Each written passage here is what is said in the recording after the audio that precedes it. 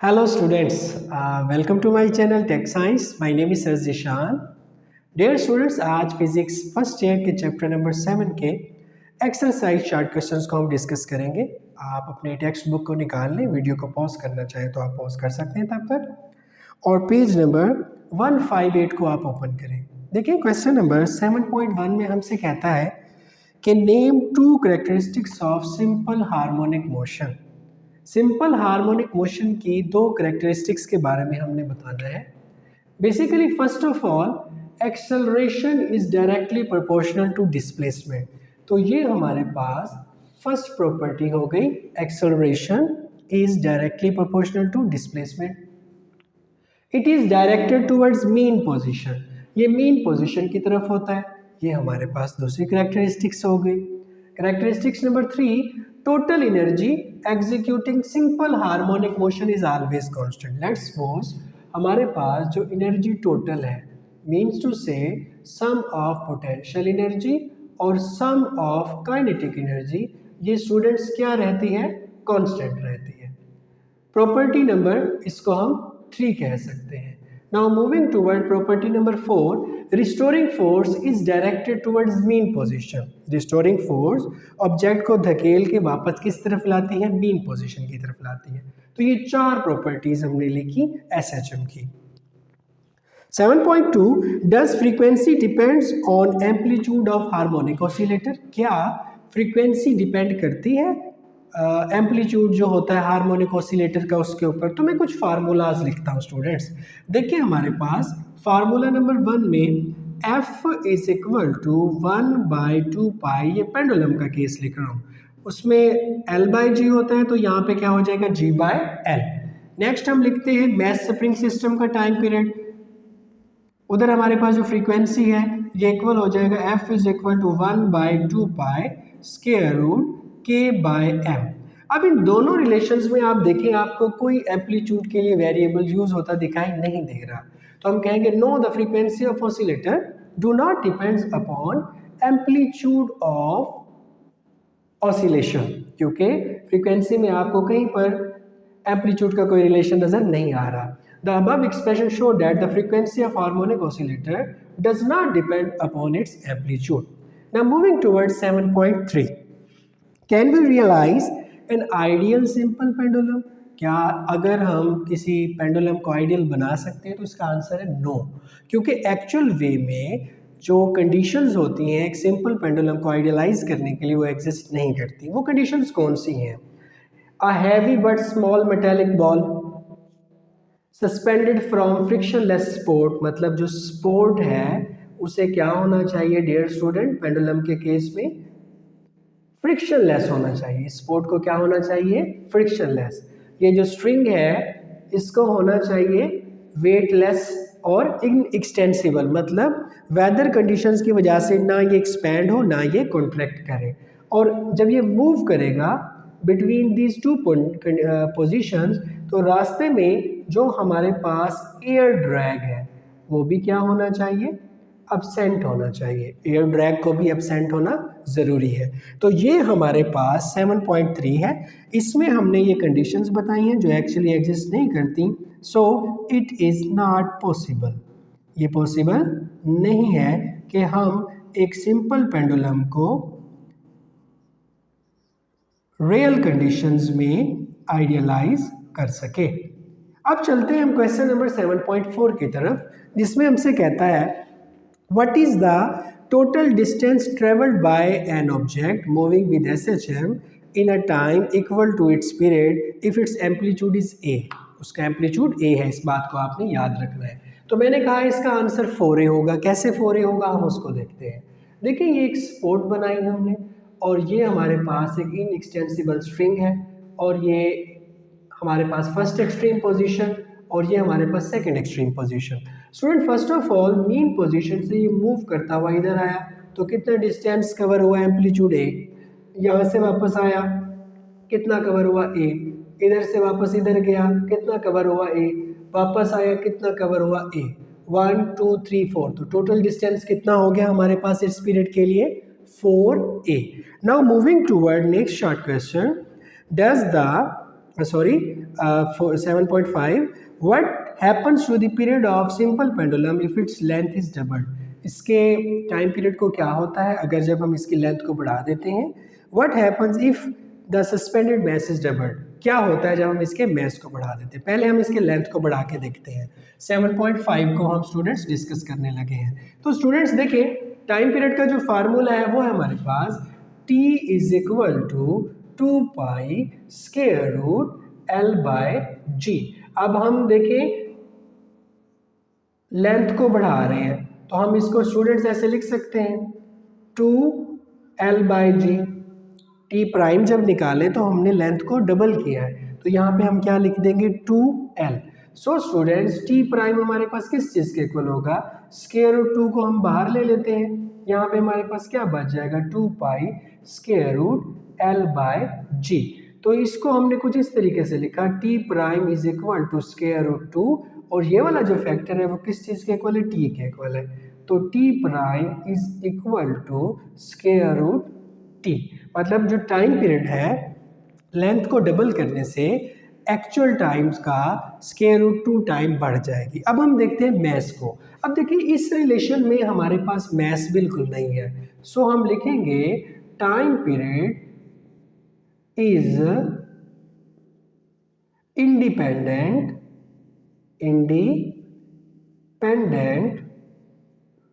To mass change. अगर हम mess को डबल करें या उसको डिक्रीज कर दें तो टाइम पीरियड पर कोई इफेक्ट नहीं पड़ेगा।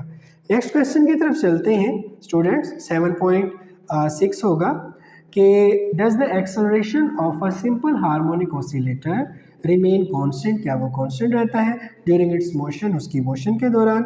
Is the acceleration ever zero, क्या एक्सेलरेशन कभी जीरो भी होता है, इसको एक्सप्लेन करें। देखिए भाई acceleration does not remains constant, क्यों कांस्टेंट नहीं रहता, acceleration is directly proportional to displacement and displacement is directed towards mean position. देखिए मेरे भाई अब हम देखते हैं मीन पोजीशन को। जब मीन पोजीशन पर हम आते हैं तो हमारे पास जो x है स्टूडेंट्स वो क्या हो जाता है बेटा, जीरो हो जाता है।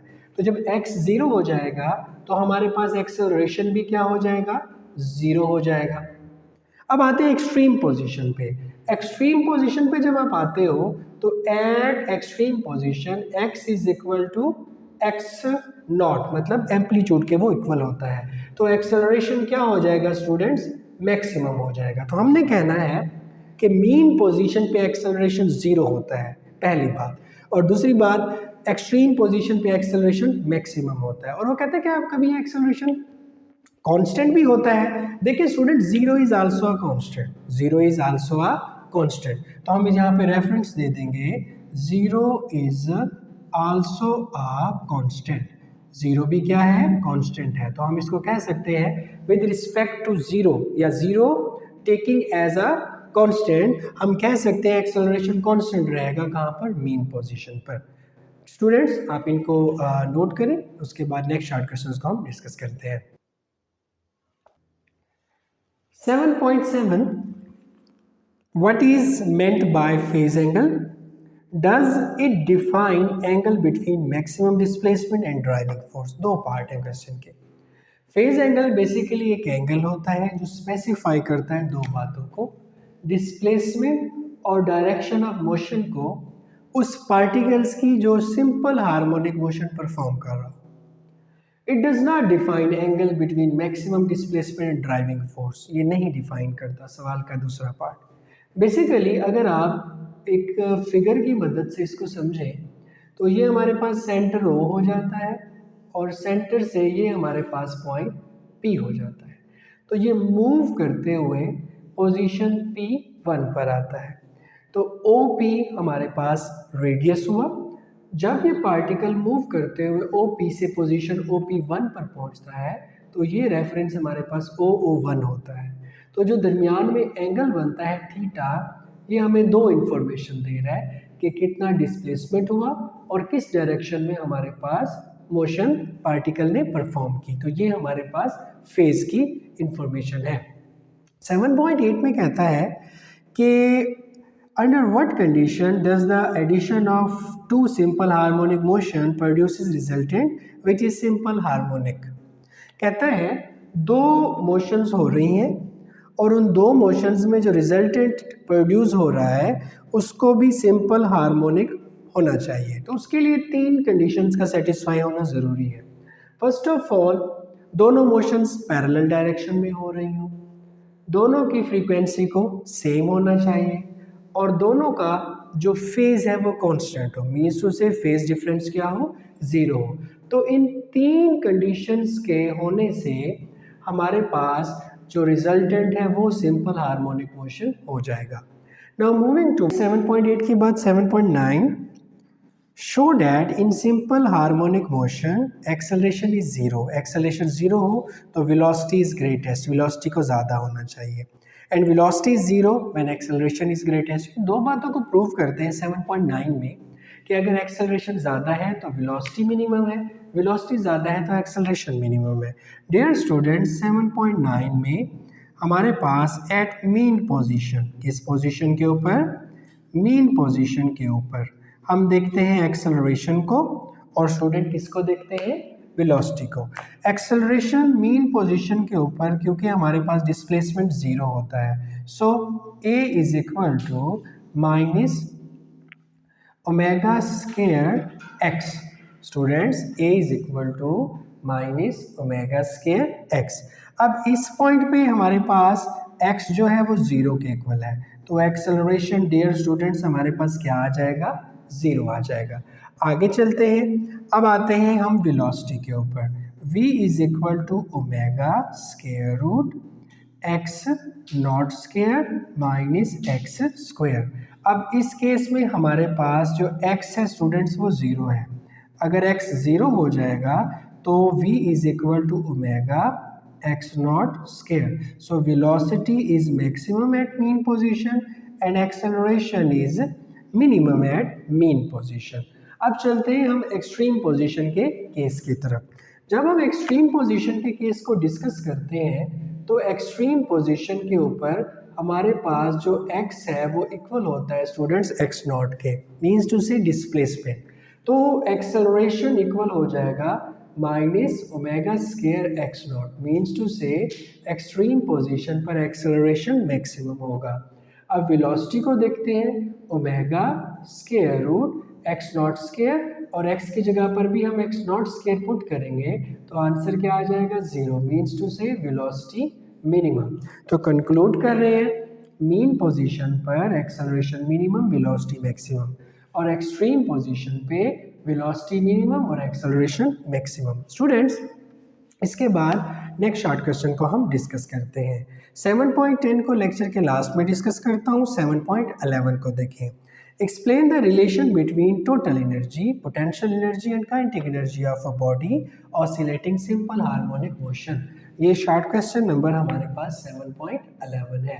सो स्टूडेंट्स, एक फिगर की मदद से मैं आपको इसे समझाने की कोशिश करता हूँ। देखिए, अगर आप इसको कंसीडर कर लो मीन पोजीशन, आप इसको क्या कंसीडर कर लें, मीन पोजीशन। इस पॉइंट को आप कंसीडर कर लें नेगेटिव एक्सट्रीम, और इस पॉइंट को आप कंसीडर कर लें स्टूडेंट्स पॉजिटिव एक्सट्रीम। हमारे पास जो पोटेंशियल एनर्जी होती है वो मीन पोजीशन पर ज़ीरो होती है, तो ये मीन पोजीशन हुई। तो मीन पोजीशन से जाते हुए कुछ इस तरह का हमें कर्व मिलेगा। ये हमारे पास शो कर रहा है किस चीज़ को स्टूडेंट्स, पोटेंशियल एनर्जी को, कि पोटेंशियल एनर्जी मीन पोजीशन पे ज़ीरो है और एक्सट्रीम कंडीशंस पे पोजीशन पे मैक्सिमम है। और जब मीन पोजीशन पे आप आते हो तो काइनेटिक एनर्जी मैक्सिमम होती है और पोटेंशियल एनर्जी क्या होती है, मिनिमम होती है। ये हमारे पास एनर्जी लाइन है, इट इज़ एनर्जी लाइन। अब इसको मैं आपको समझाने की कोशिश करता हूँ। कहता है इन दी अब्सेंस ऑफ, अब्सेंस होनी चाहिए किस चीज़ की, एयर फ्रिक्शन की, जो टोटल एनर्जी है वो क्या रहती है, कांस्टेंट रहती है। हम यहाँ पे इक्वेशन भी लिख सकते हैं, energy total is equal to potential energy plus kinetic energy which is equal to 1/2 k x naught square, k x naught square. कहता है अगर देखिए ये पोटेंशियल एनर्जी का कर्व है, ये वाला पोटेंशियल एनर्जी का कर्व है, और ये वाला जो कर्व है हमारे पास ये काइनेटिक एनर्जी का कर्व है। सो स्टूडेंट, अगर काइनेटिक एनर्जी मैक्सिमम थी तो उस पॉइंट पे पोटेंशियल एनर्जी मिनिमम थी। अगर हमारे पास ये पोटेंशियल एनर्जी जो है मैक्सिमम थी तो उस पॉइंट पे काइनेटिक एनर्जी ज़ीरो थी। अगर हमारे पास पोटेंशियल एनर्जी मैक्सिमम थी तो काइनेटिक एनर्जी क्या थी? ज़ीरो थी। ये हमारे पास कह रहा है kinetic energy is maximum, potential energy zero.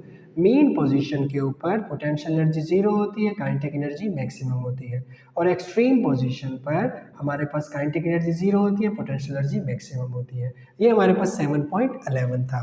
Student 7.12 में कहता है describe some common phenomenas in which resonance plays an important role. 7.12 student 3 phenomenas लिख लेते हैं इनफ में। फर्स्ट ऑफ ऑल जो फिनोमिना है वो है microwave oven.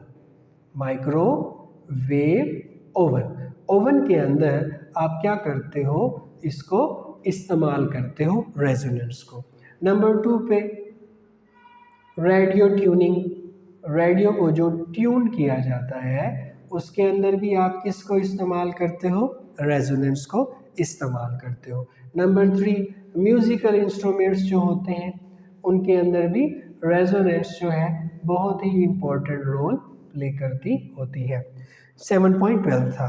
After 7.12, 7.13, if a mass spring system is hung vertically and set into oscillation, why does the motion eventually stop? कहते हैं मोशन, एक पेंडुलम एक मैस स्प्रिंग सिस्टम ऐसे मूव कर रहा है, ऐसे with the passage of time उसकी मोशन स्लो होते होते होते होते जीरो, मतलब उसका एम्पलीट्यूड कम होगा।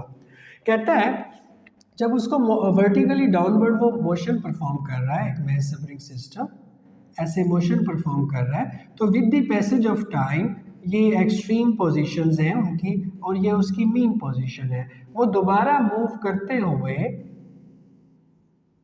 ऐसे टू एंड फ्रो मोशन वो किस पोजीशन में आ जाता है? दोबारा मीन पोजीशन पे आ जाता है। तो मीन पोजीशन पे आया तो मीन्स टू से उसका amplitude with the passage of time कम होता जाता है और क्या हो जाता है? ज़ीरो हो जाता है। ये कौन सी लाइन है? एम्पलीट्यूड की लाइन है। मीन्स टू से उसके अंदर स्टूडेंट्स क्या हो रही थी? डैम्पिंग हो रही थी। तो हम कहेंगे ड्यू टू फ्रिक्शन और एयर रेजिस्टेंस, डैम्पिंग फोर्सेस की वजह से एम्पलीट्यूड उसका डिक्रीज होता रहता है।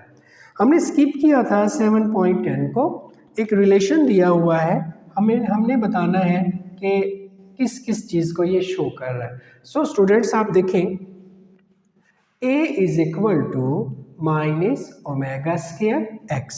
देखिए यहाँ पर जो A है वो हमारे पास शो करता है स्टूडेंट्स एक्सेलरेशन को, ओमेगा शो करता है एंगुलर फ्रीक्वेंसी को, और हमारे पास जो x है ये शो करता होता है डिस्प्लेसमेंट को। x नॉट होता तो ये शो करता एम्पलीट्यूड को। तो ये हमारे पास 7.10 होगा।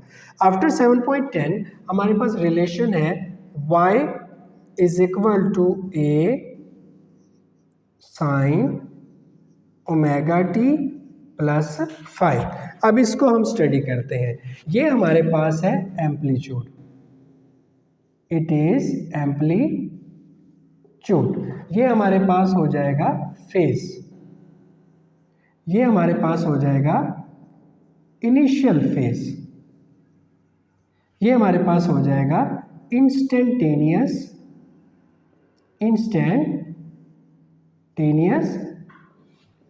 डिस्प्लेसमेंट। डियर स्टूडेंट्स, हमारे पास ये चैप्टर नंबर 7 के एक्सरसाइज शॉर्ट क्वेश्चंस थे जो हमने डिस्कस किए हैं। आपका कोई सवाल हो तो आप कमेंट सेक्शन में मुझसे ज़रूर पूछ सकते हैं। तब तक अपने चैनल का ध्यान रखिएगा। अल्लाह हाफिज़।